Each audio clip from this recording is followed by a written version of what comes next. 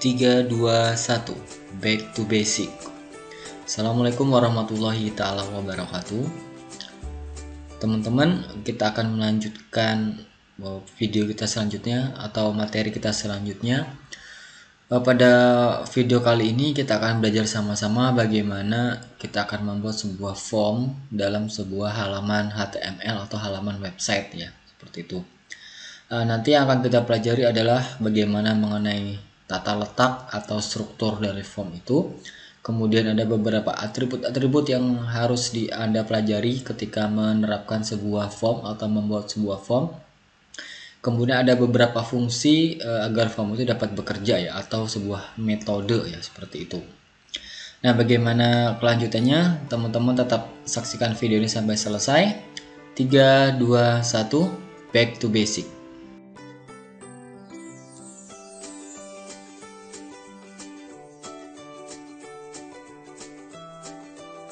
3, 2, 1, back to basic. Ya, seperti di intro yang udah disampaikan sebelumnya, teman-teman, kita akan membuat sebuah form ya.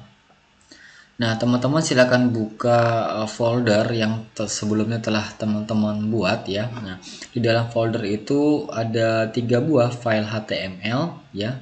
Ada data saya, ada data table, dan ada index HTML. Dimana indeks HTML ini adalah indikasi atau file utama nanti yang akan terbuka ketika diakses ya, seperti itu. Nah, teman-teman bisa dibuka saja atau diklik 2 kali ya file indeks HTML-nya. Nah, kira-kira seperti ini ya. Ini masih seperti project yang sebelumnya kita buat. Nah, di project sebelumnya kita review sedikit ya. Kita sudah membuat 3 buah menu. Di sini ada menu home, menu data saya, dan menu data tabel ya. Nah, seperti ini. Oke. Nah, nanti teman-teman di sini akan kita buat satu buah menu lagi, di mana nanti yang akan kita buat adalah formnya ya. Jadi ada menu. Nanti ketika menu itu diklik akan memunculkan form yang akan kita buat nantinya. Nah, langsung saja berikutnya teman-teman silakan buka text editornya. Yang kemarin kalau kita pakai adalah Sublime Text ya. Nah, Sublime Text-nya silahkan dibuka. Nah, teman-teman, setelah aplikasi Sublime Text yang terbuka, teman-teman bisa buka file yang sudah kita buat sebelumnya ya, yaitu file index HTML. Biasanya nanti akan tertera di sebelah sini. Nih, tertera di bagian apa ini namanya ini ya, historinya ya. Jadi ada indeks HTML punya saya, bisa teman-teman klik di sini, atau teman-teman file open, nanti kalian cari lokasinya. Nih, punya saya ketemu indeks HTML-nya, atau semuanya juga bisa langsung dibuka ya. Ini di blok aja kayak gini, diklik, ditahan yang kosong, kemudian di blok tiga-tiganya, atau nanti membukanya satu persatu juga bisa. Yang penting semuanya itu di blok ya, seperti ini, di open. Nah, usahakan di sini nanti sudah teropen semuanya teman-teman. Ini ada indeks HTML, ada data table HTML, ada data saya HTML. Nah, itu ketiga-tiganya sudah teropen ya. Nah, nanti teman-teman di sini seperti yang disampaikan sebelumnya, kita akan membuat sebuah menu baru yang bernama misalnya nanti form kayak gitu ya. Form, nama formnya sih nanti terserah aja. Nah, langkah pertama yang kita buat adalah di bagian kita akan membuat menu dulu nih. Yang pertama kita buka, klik yang di indeks HTML, pastikan indeks HTML-nya yang teraktifkan ya. Nah, di bagian sini teman-teman nanti klik ya di ujungnya, kemudian klik enter aja. Kemudian link yang di atasnya bisa teman-teman copy, di copy aja, Ctrl C, dan kita paste di bawahnya ya. Misalnya form registrasi, nah kayak gitu ya. Jadi kita rencananya akan membuat sebuah form registrasi kayak gitu.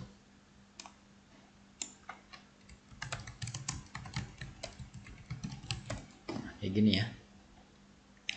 Nah, supaya ini membedakan, ini tidak ada formnya, di sini ada formnya, di sini tidak ada formnya. Formnya kita hapus aja. Nah, kayak gini. Kalau sudah kayak gini teman-teman klik save ya. Nah, yang kita kasih form registrasi sementara hanya di indeks HTML-nya ya. Jadi yang di data table itu tidak. Nah, nanti bedanya teman-teman silahkan dibuka atau diklik indeks HTML-nya ya. Atau yang tadi kalian bisa refresh. Nah, di sini teman-teman kalau yang di data table HTML ketika di refresh menu form registrasi tadi tidak muncul. Nah, tapi kalau kita coba yang indeks ya.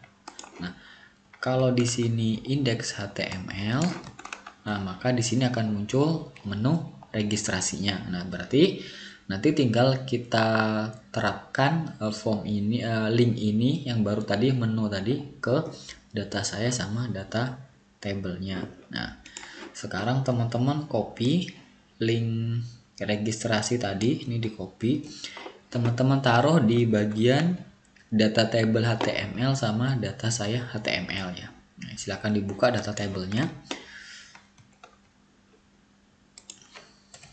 Nah, ditaruh di sini posisinya, terus di save jangan lupa. Terus yang di data saya juga save. Nah, kalau tadi di bagian data tabelnya tidak muncul, nah sekarang sudah muncul form registrasinya. Jadi ketika ketiga-tiganya menu yang sebelumnya itu diklik, maka tombol registrasinya akan muncul. Ketika home diklik ada, ketika data saya diklik ada, ketika data tabelnya diklik juga ada. Nah, ketika linknya sudah kita buat, langkah berikutnya adalah kita akan membuat sebuah halaman formnya. Nah, teman-teman ya. Nah, simpelnya teman-teman, kita akan memakai halaman yang lama ya, struktur halaman yang lama nanti akan kita save as aja. Nah, teman-teman ingat di sini nama file yang akan kita buat berikutnya adalah form registrasi.html. Ini jangan sampai kelupaan ya. Ini kita copy dulu. Nah, kalau sudah di copy, nah kemudian teman-teman klik file, ini kita save as aja. Save as, nah kita kasih kayak gini, kita paste kayak gini ya. Nah, cuman teman-teman pastikan kalau menggunakan penamaan dengan ada ekstensinya, yaitu HTML ini kita kasih seperti ini, pastikan teman-teman di bagian atasnya juga muncul ya HTML-nya ya. Atau untuk memastikan lagi, nanti teman-teman nggak bisa di sini ya, harus di foldernya. Nanti pastikan ekstensinya itu benar-benar terlihat di sini ya. Jadi tidak ada lagi yang muncul, tidak ada namanya HTML-nya. Pokoknya harus ada di belakang itu adalah HTML-nya kayak gitu. Nah, kita buat tadi ya form registrasi HTML gitu. Terus kita save. Nah, di sini sudah berubah ya, karena kita save as tadi ya, form registrasi HTML. Nah, di sini teman-teman kita akan rubah.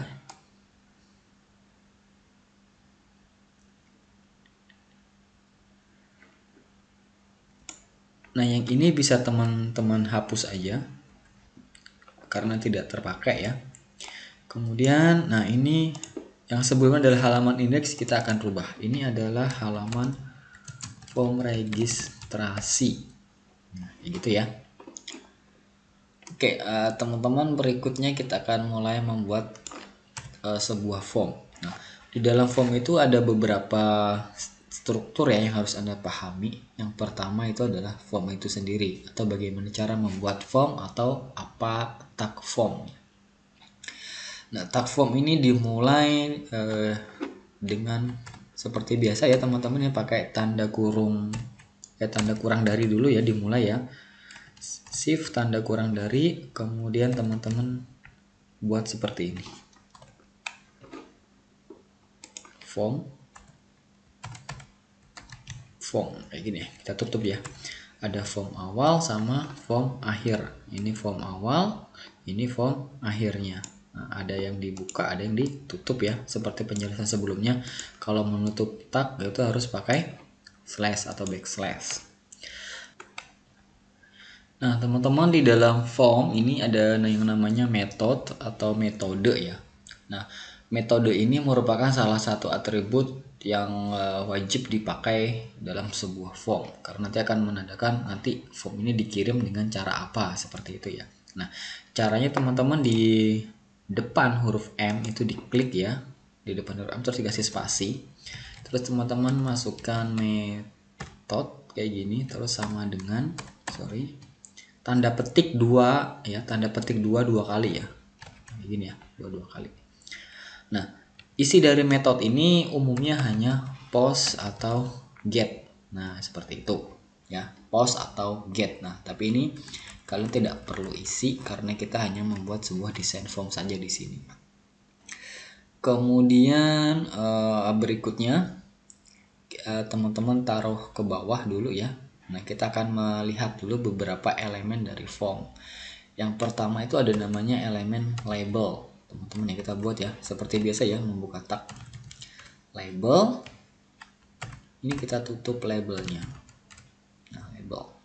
Label ini digunakan untuk menampilkan sebuah teks yang sifatnya statis ya. Misalnya isi nama Anda. Nah, yang itu tuh dimasukkan di label kayak gitu ya.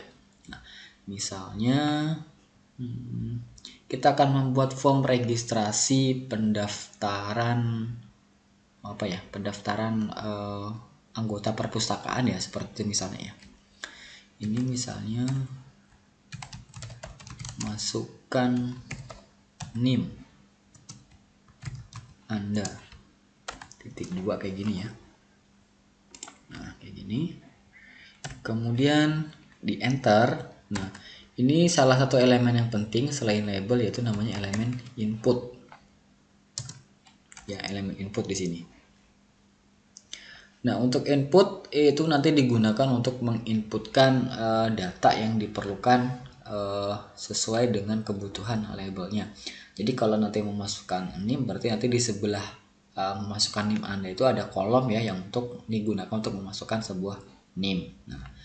Nah, itu namanya kita menggunakan elemen input ya. Nah, di dalam elemen inputnya ada juga atribut-atribut yang harus dipakai. Nah, yang pertama itu kalian seperti kayak tadi caranya, setelah di depan huruf T kalian kasih spasi, terus diketikkan tipe sama dengan petik dua kali. Nah, dipetik tipe ini isinya nanti adalah teks. Nah, selain teks nanti ada beberapa lagi, misalnya number, ada berupa file, ada email, dan lain sebagainya. Nanti akan kita coba satu persatu ya. Kemudian ada yang namanya tipe. Oke. Nah, terus ada yang namanya max length kalau nggak salah. Max length ini adalah panjang dari karakter yang ingin dimasukkan berapa kayak gitu. Misalnya kita isi cuma 5, jadi nanti NIM itu usahakan ya 5 di situ. Jadi nggak bisa NIM itu kalau 6 berarti nggak muat nanti. Nah, kalau untuk max length disesuaikan sama inputnya. Misalnya kalau NIM-nya itu umumnya itu 10, nah ini bisa kita batasi di sini. Jadi dia nggak akan bisa lebih dari 10 karakter kayak gitu ya. Nah, itu untuk max length. Kemudian ada yang namanya required.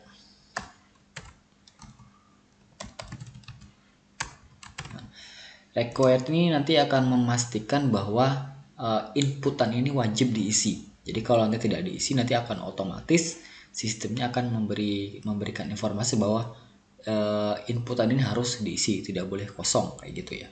Nah, kemudian selain itu ada yang namanya placeholder. Dengan placeholder ini akan menampilkan teks temporary di dalam sebuah kolom input data. Nah, nanti akan kelihatan bedanya ya.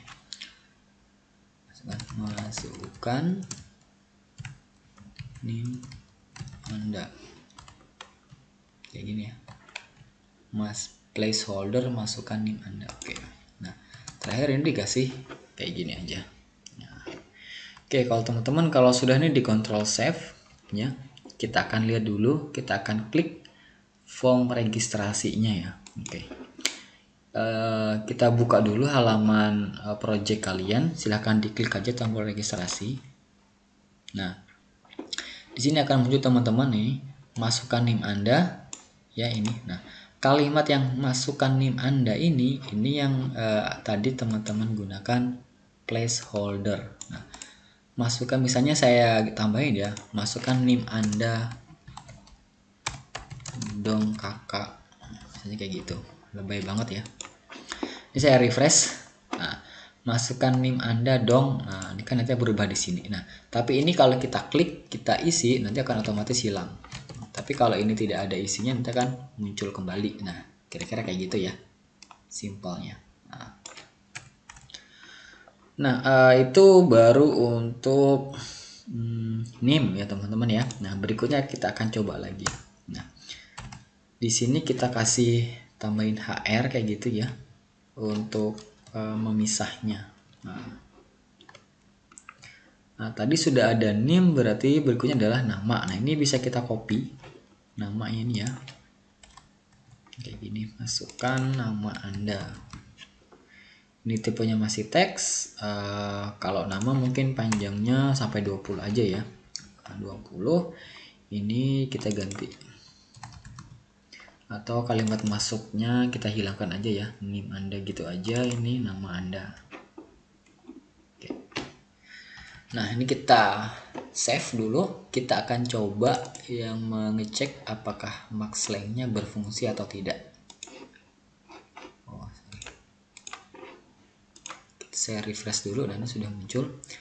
NIM tadi itu 5 karakter, kita coba ya. 1 2 3 4 5 6. Nah, nggak mau nih. Jadi karakter ke-6 dia tidak bisa ya. 1 2 3 4 5 6. Oh, nggak bisa yang ke-6. Ini 20, nanti teman-teman coba sendiri 20 ya. Di situ diatur.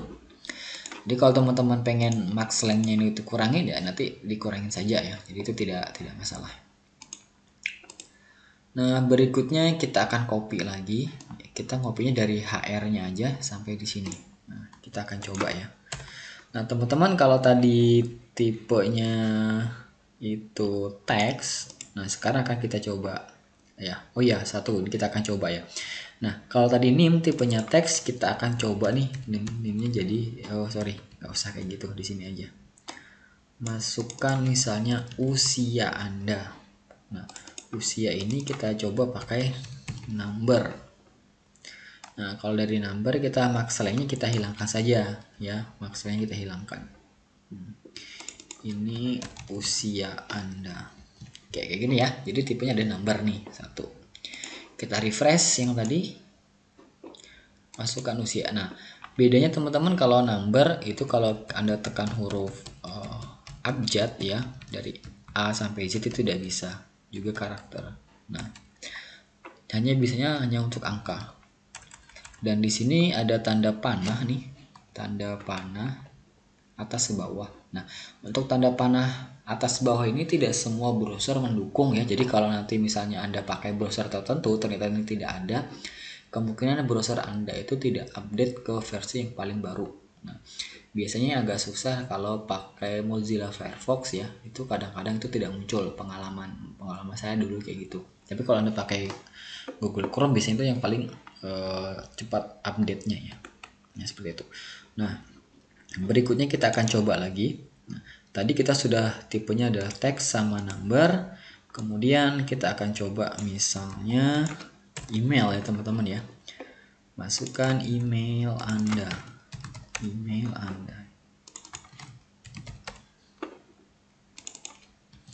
Nah, tipenya ini saya ganti email di sini. Ini tetap required. Nah, oke. Kita refresh lagi. Nah, di email ini misalnya kayak gini ya. Saya acak aja. Oke. Nah, nanti kita akan buat sebuah sebuah tombol yang untuk mengirimkan data kita. Nah, nanti ketika tombol itu kita klik, umumnya nanti di sini akan terjadi sebuah konfirmasi error. Jadi harus bentuknya kayak gini nih. Kalau saya sorot kayak gini kan, ini harus ada bentuknya, harus ada add apa di belakangnya. Jadi kalau itu tidak terpenuhi nanti tidak akan bisa terkirim emailnya.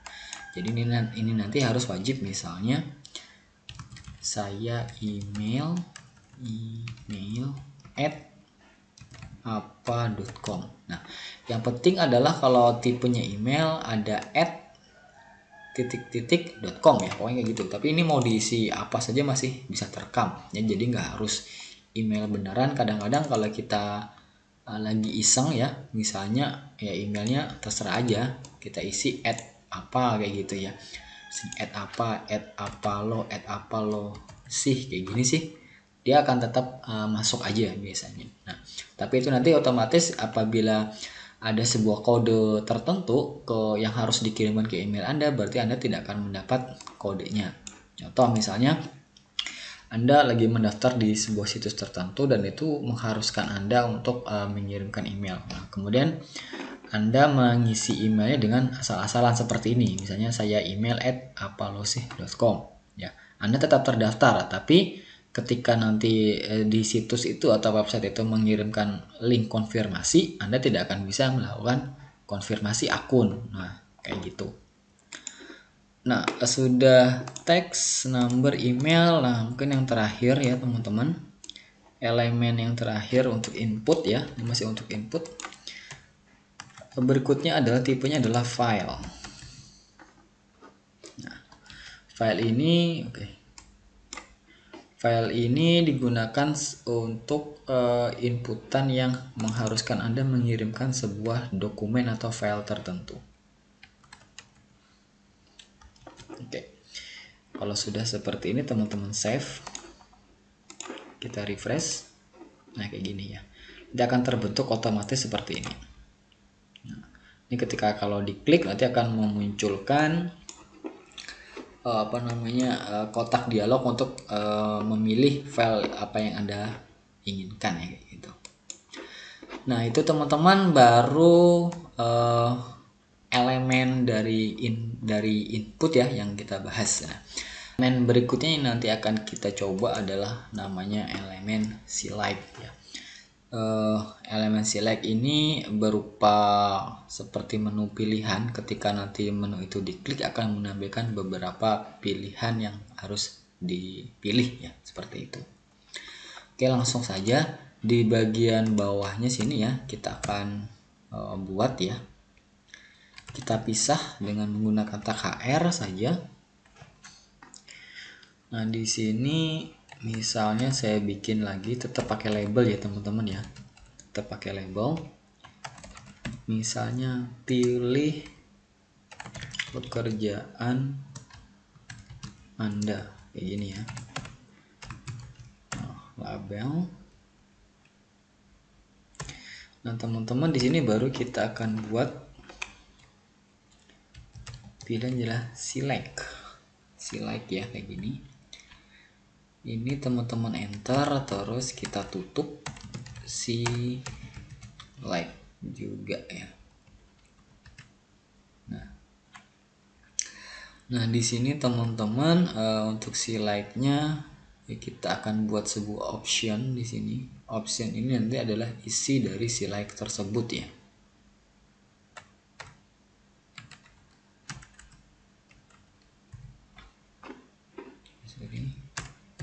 Option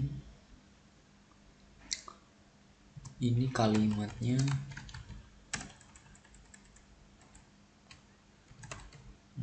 non job atau tidak ada pekerjaan ya. Option enter option misalnya apa nih, PNS gitu aja ya.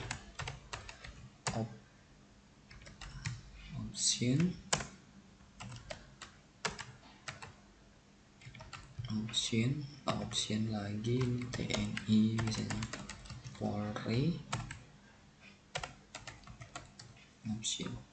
Nah, kalau nggak mau lama nih kita copy aja ya. Nah, kita copy aja. Ini misalnya guru atau dosen, pelajar garis miring mahasiswa. Ini satu lagi kita kasih ya, misalnya pekerjaannya swasta. Nah, kayak gini.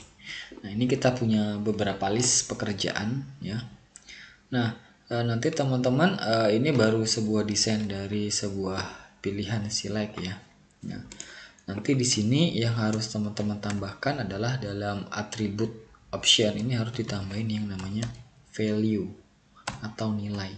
Nah, value ini nanti adalah nilai yang akan dikirimkan ke dalam sebuah database ya. Jadi kalau nanti kita menggunakan sebuah database, yang nanti dikirim ke dalam database adalah nilai value yang di sini, bukan yang di sini. Nah, misalnya kalau di sini non-job, kita harus tulis lagi di sini non-job ya. Jadi nilai yang di sini tidak ada pengaruhnya dengan yang di sini ya. Ini mau tulisannya sama juga boleh, tidak juga nggak apa-apa. Tapi yang akan terkirim ke database adalah yang di dalam value ya, kayak gitu. Nah, ini saya copy dulu, dipaste di sini dulu semuanya, baru kita rubah nantinya ya. Nah, oke. Nah, misalnya di sini saya tulis PNS-nya huruf kecil semua. Jadi nanti yang tersimpan di database adalah PNS yang huruf kecil, bukan yang huruf besar. Ini juga sama. Misalnya TNI Polri huruf kecil. Nah, ini juga sama tuh, nanti kayak gitu juga. Ini guru, dosen, pelajar, mahasiswa. Nah, misalnya yang ini saya ganti misalnya swasta. Nah, jadi nanti yang ingat ya, yang di value yang akan dikirim ke database, bukan yang di dalam optionnya ya. Jadi yang di value. Oke, ini teman-teman save. Kalau sudah seperti ini, kita akan coba lihat hasilnya dulu, benar apa tidak ya. Nah, nanti akan muncul di sini teman-teman, pilih pekerjaan Anda. Nah, nanti akan muncul kayak gini. Nah, ya. Nah, non-job, PNS, TNI Polri, guru, dan nah seperti itu. Nah, jadi Anda sudah bisa membuat sebuah select atau pilihan dari beberapa opsi. Nah, teman-teman kayak gitu ya teman-teman ya. Nah, berikutnya teman-teman, beberapa elemen lagi yang perlu Anda ketahui. Kita akan pisah ya. Tadi kalau selectnya sudah, kita akan pisah. Masih dengan tag HR saja untuk memisahnya. Nah, berikutnya adalah namanya ada text area. Text area ini adalah inputan tapi yang bisa berisi atau memuat banyak kalimat ya. Nah, kayak gitu, atau yang berupa paragraf. Nah, kalau tadi input itu mengisikan data dengan yang singkat atau kalimat singkat, tapi kalau text area adalah yang kalimatnya lumayan panjang kayak gitu ya. Text area kayak gini. Ini misalnya isikan labelnya ketinggalan ya teman-teman ya. Kita tetap pakai label dulu. Alamat Anda kayak gini ya. Text area, isikan alamat Anda dengan jelas. Nah, di sini baru kita tutup lagi text areanya. Nah, bedanya sama input, kalau di input kita tidak menggunakan tag tutup inputnya ya, yang di sini ya. Kita tidak menggunakan, tapi kalau text area tuh harus digunakan. Nah, untuk text area sendiri ada beberapa atribut lagi yang harus kalian isi ya. Yang pertama adalah kolom, terus row.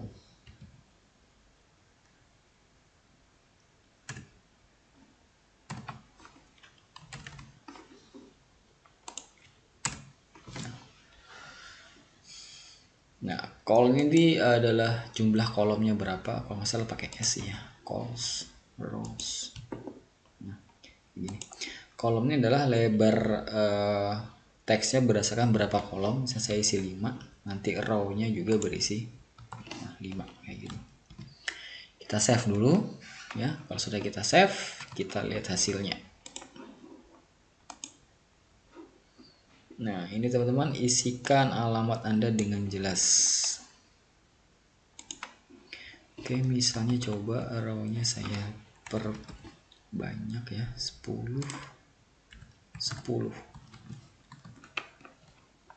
di save, terus di refresh. Nah, nanti akan agak ini ya, banyak ya, turun ya. Nah, ini juga bisa kalian tarik untuk melebarkan kolomnya dengan cara di sini ini ada garis di pojok kanan bawah, ada garis 2. Nah, itu kalian sorot sampai berbentuk seperti ini. Nah, seperti ini ya. Ini diklik, ditahan, terus digeser aja kayak gini. Itu juga bisa kita buat seperti itu. Tapi itu sifatnya temporary ya. Jadi kalau sudah kena refresh, dia akan balik lagi. Nah, nanti bagaimana caranya supaya ini akan tetap seperti ini, nanti di pertemuan berikutnya kita akan membenahinya dengan menggunakan sebuah CSS ya. Tapi kalau sekarang masih belum ya. Nah, teman-teman, itu tadi beberapa elemen dari form ya, yaitu ada label, ada input, ada select, ada option namanya, terus ada text area. Nah, berikutnya yang tak kalah penting, bahkan cenderung wajib ya, yaitu yang namanya elemen button. Nah, elemen button.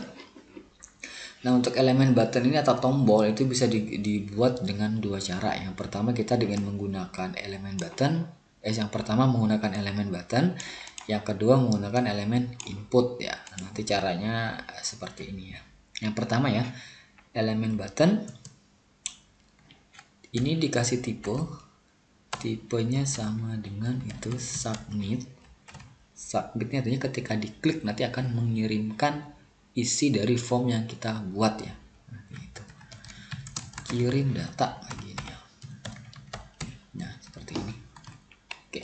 Nah, teman-teman tulis seperti ini, ada button tipe submit, terus yang muncul di layar Anda nanti adalah kirim data, terus ditutup seperti ini. Tak tutupnya. Kalau sudah di save, kemudian teman-teman refresh, nah nanti akan muncul sebuah kirim data di sini ya. Nah, nanti kalau kita klik, nah ini kalau kosong teman-teman ya, karena tadi ini kita nggak isi, nanti akan muncul otomatis pemberitahuan. Nah, please fill out this field. Nah, pemberitahuannya ini umumnya tergantung bahasa dari settingan browser kalian masing-masing. Jadi kalau pakai bahasa Inggris biasanya nanti akan muncul bahasa Inggris. Kalau bahasa Indonesia pasti bahasa Indonesia. Nah, nanti kayak gitu ya. Jadi cek. Nah, itu kenapa kok bisa muncul? Nah, kayak gini ya. Ini kalau nggak kita isi akan muncul kayak gini. Itu tidak muncul karena adanya perintah required atau istilahnya itu wajib diisi. Nah, kalau ini tidak ada berarti itu tidak akan muncul. Nah, misalnya saya isi ya 1 2 3. Saya klik tombol kirim data lagi. Nah, nanti akan muncul lagi pemberitahuan di bagian nama. Jadi Anda harus mengisikan nama. Nah, usia juga gitu, jadi harus diisi juga. Misalnya kayak gitu ya. Nah, kayak gini. Nah, kemudian email, kita akan coba email. Nah, emailnya misalnya 1 2 3 4 5. Nah, kalau kita tekan gitu aja nanti akan muncul pemberitahuan terus sampai kita diharuskan memasukkan add-nya ya, kayak gini ya. Add. Nah, ini pasti akan salah terus sampai kita harus memasukkan add misalnya ya oppo.com. Nah, kayak gini baru bisa. Nah, ini juga karena kita pakai required berarti kita harus memasukkan sebuah file di situ. Nah, ini nanti yang bisa teman-teman pilih ya juga. Nah, kemudian isi alamat. Nah itu teman-teman sekilas cara membuat sebuah form dan beberapa elemen dalam sebuah form ya. Nah di elemen lainnya itu umumnya masih ada beberapa cara. Oh ya, satu lagi ketinggalan ya. Kalau tadi cara membuat tombol itu dengan menggunakan button, sekarang kita menggunakan input ya. Sorry, ketinggalan ya. Nah ini saya ambil yang di sini, kalian copy aja. Ini kirim data 1 ya, kayak gitu ya. Nah, kayak gini. Input tipenya kita ganti submit. Ini sama nih, submit sama submit ya. Requirednya kita hilangin aja. Kita isi di sini pakai value kirim data 2. Ya, beda ya. Ini ada bedanya nih. Satu kirim data 1 kalau pakai button, terus yang kalau pakai input adalah kirim data 2. Gitu. Oke, kita coba refresh. Oke. Nah, di sini muncul kirim data 1, terus kirim data 2 kita klik. Nah, mempunyai fungsi yang sama. Nah, jadi kalau datanya ini tidak tidak diisi ya, pasti akan muncul error seperti ini. Nah itu teman-teman beberapa elemen yang harus Anda ketahui ketika membuat sebuah form ya. Yang penting harus ada formnya, terus ada label, ada input, kemudian ada like, ada lagi namanya text area, ada lagi yang namanya button ya, seperti itu. Nah, untuk tipe input lainnya yang tadi baru dibahas adalah text, number, email, dan file. Nah, teman-teman bisa nanti gali lagi ya tentang atribut-atribut dari input, atribut-atribut dari option atau select, atribut-atribut dari text area, dan atribut-atribut dari button. Nah, ini sekilas mengenai pembuatan sebuah form. Semoga video ini dapat bermanfaat bagi Anda. Kita ketemu lagi di video selanjutnya, masih di Irawan Code 321 Back to Basic. Assalamualaikum warahmatullahi taala wabarakatuh.